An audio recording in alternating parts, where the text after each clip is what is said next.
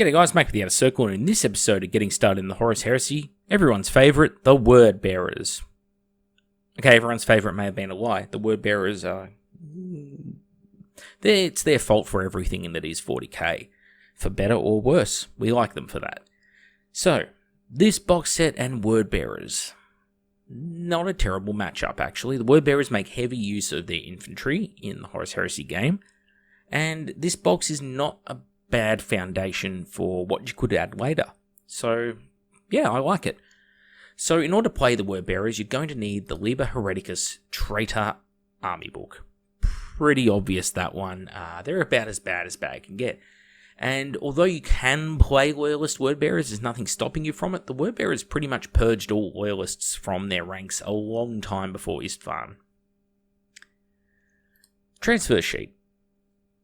It's a pretty good one, and there's also a lot of Word Bearers decals floating around from the Betrayal at Kelth set that came out back in 2016, 2015. So, yeah, not terrible. Pretty good amount of unit markings in there, but lacking when it comes to specialist unit markings, such as Legion Heavy Support, that sort of thing. But you can make do with this decal sheet pretty nicely, and one will get away for most legions in most situations. Occasionally, a person might need two of them. Overall, pretty good. I think it goes without saying that the Dark Apostle, even the 40k one from Games Workshop, straight out of the gate, is a perfect word bearer. Worst case, you could change his head to something more 30k, maybe without the Devil's Horns and the Chaos Star inscribed into the forehead. That's about it. The word bearers were already well into Chaos years, decades before the Horus Heresy, and it's only with the advent of the Horus Heresy they made it open and known amongst the legions just how into Chaos they were, and let's just say they went very deep, very fast. Get your mind out of the gutter. So the word bearers in this instance, they use chaplains, and this guy here is perfect praetor, chaplain, whatever. He's a large model, suits the scale well of the rest of the game, makes an excellent centerpiece model as a HQ to lead the army, and I think it just goes without saying, get one. It'll look fantastic. You may change the weapon out in that right hand, for example, to something else. Perfectly fine. Make it your own.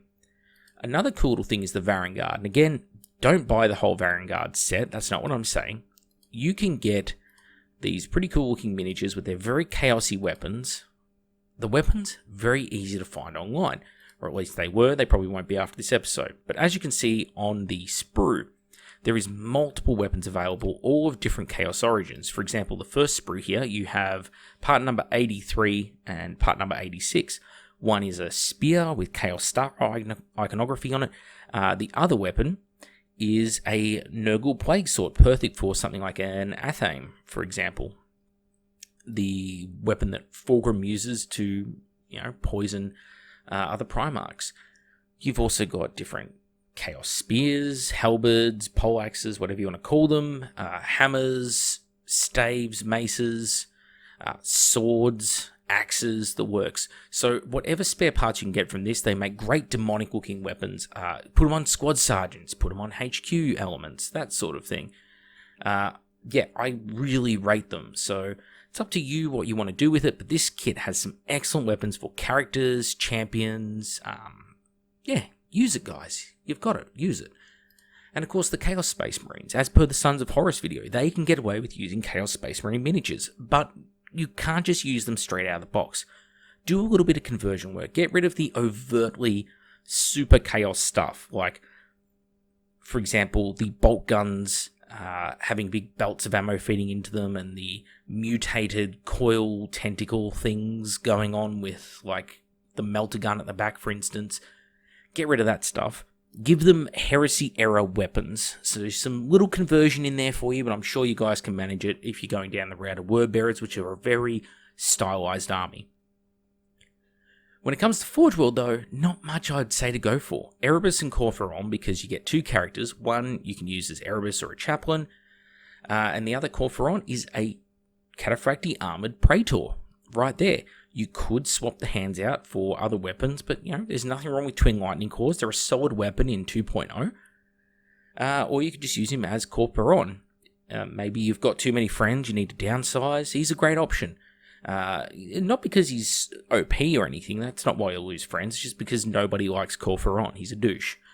And of course, Wordbearer's heads. They're the last thing on our shopping list today because these helmets are inscribed with little runes and chaos sigils and such, and they just look really cool, especially the Sarum pattern ones on the top right there. Those are Sarum helmets. As you can see, they look like 40Ks, very similar to 40K's Mark 7 helmets, but they're just missing the bottom, the sort of the chin part of the armor.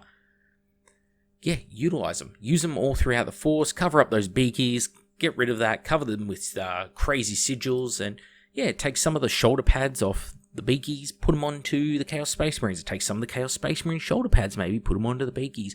Mix it up a little. Wordbearers are chaos, but they're 30k chaos.